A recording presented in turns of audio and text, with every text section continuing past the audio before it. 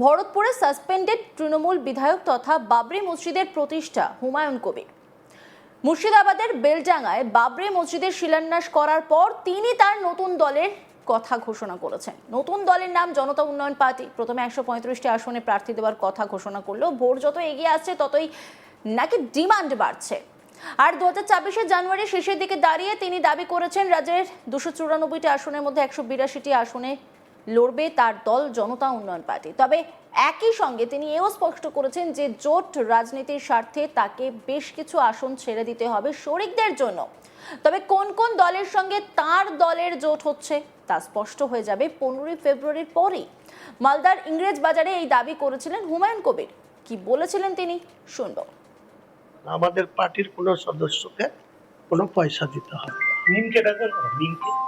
বললাম তো, অনেক কিছু অপশন আছে, এর ভিতরে অনেক বাধ্যবাধকতা আছে, যার জন্য আপনাকে সব কথা খুলে বলতে পারছি না। 15 তারিখ অব্দি ওয়েট করুন। 15 ফেব্রুয়ারির মধ্যে পুরো বাংলার শাসক দলের বিরুদ্ধে কারা কারা আমরা জোটবদ্ধ ভাবে লড়ছি আপনাদের সামনে।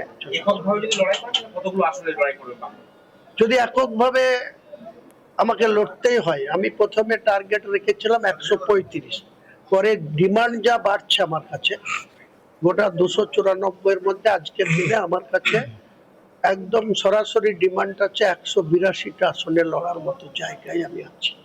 তো যদি জোট হয় তাহলে সেই সিটের সংখ্যা অনেক কমে আসবে, কারণ আমাকে জোট করতে গেলে তাদেরও তো গুরুত্ব দিতে হবে। কাজে সেখানে 294 এর মধ্যেই জোটবদ্ধ হবে। টোটাল 294 নিয়েই জোট করে লড়াই হবে।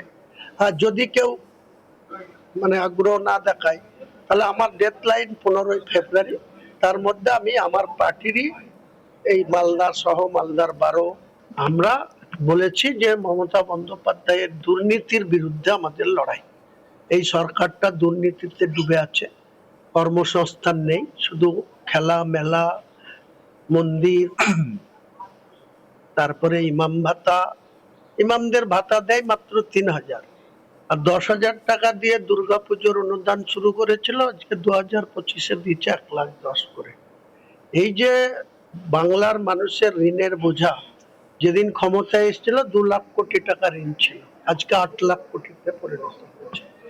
এর একটা সমাধান তো দরকার, নাহলে বাংলার মানুষ আগামী দিনে কোথায় যাবে? বাংলাকে বাঁচাতে হবে। সেই দায়বদ্ধতা যদি কংগ্রেসের থাকে নিশ্চয়ই আসবে, যদি সিপিএম এর থাকে তাহলে নিশ্চয়ই আসবে, আইএসএফ এর থাকলে নিশ্চয়ই আসবে।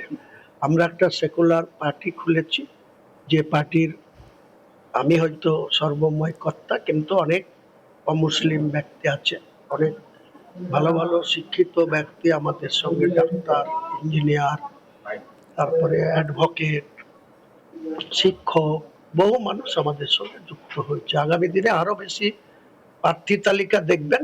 আমি বলেছি 294 মধ্যে 42-40 থেকে 82% যে মুসলমান অধ্যুষিত সিট, সেই 90টাতে আমি মুসলিম প্রার্থী দেব। বাকি 182-র মধ্যে 92টা অমুসলিমদের প্রার্থী করব। তাহলে এখানে আমাকে কেউ যে মুসলিমদের পার্টি এই যে বলার চেষ্টা হচ্ছে, এসব অপচেষ্টার বা অপব্যাখ্যা জবাব ঠিক বাংলার মানুষ।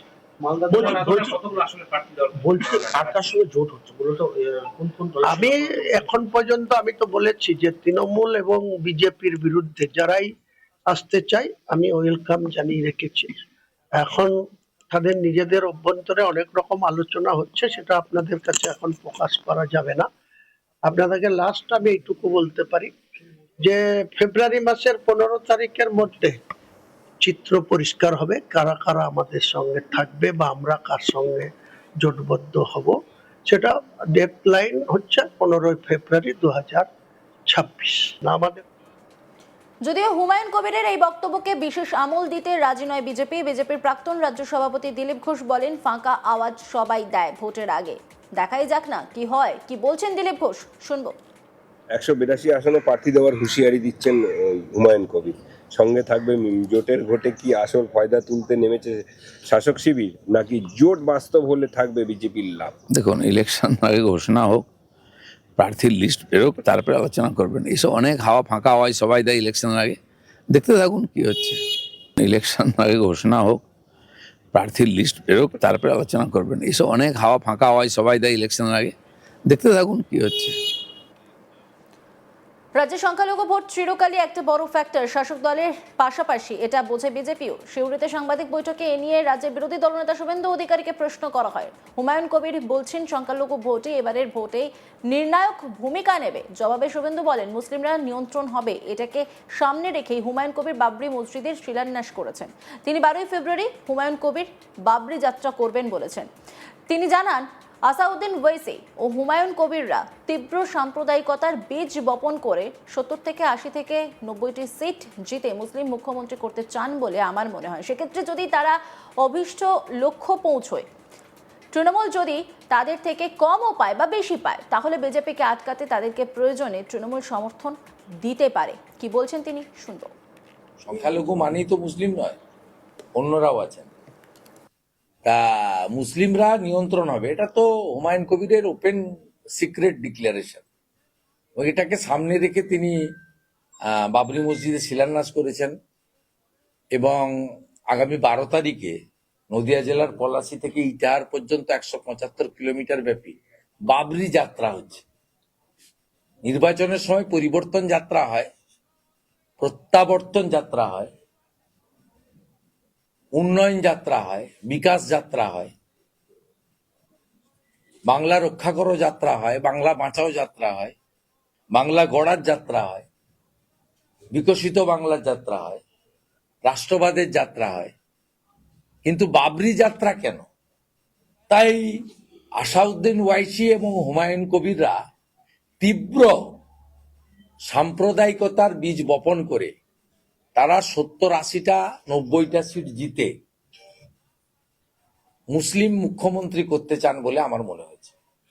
এবং সেক্ষেত্রে যদি তারা তাদের অভীষ্ট লক্ষ্যে পৌঁছান, তৃণমূল কংগ্রেস যদি ওদের থেকে কমও পায় বা বেশিও পায়, তারা রাষ্ট্রবাদ এবং সনাতন সংস্কৃতিতে বিশ্বাস করা আদিবাসীদের স্বার্থ রক্ষাকারী বিজেপিকে আটকাতে তৃণমূল প্রয়োজন হলে সমর্থন দিতে পারে।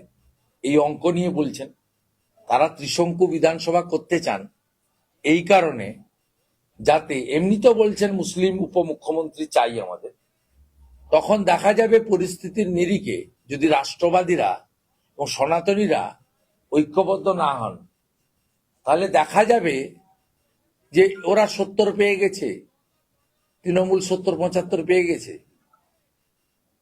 ভারতীয় জনতা পার্টি 140 পেয়ে গেছে।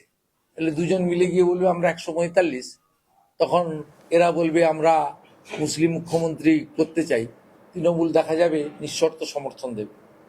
দুজনের এজেন্ডা একই, একজন সরাসরি বলছে, আরেকজন কার্যত নিজের আচার আচরণ কর্মপদ্ধতিতে বলছে। অন্যান্য খবরের আপডেটের জন্য অবশ্যই নজর রাখুন আজ তাক বাংলার ইউটিউব স্ট্রিমিংয়ে। লাইক, কমেন্ট, শেয়ার এবং সাবস্ক্রাইব করতে ভুলবেন না।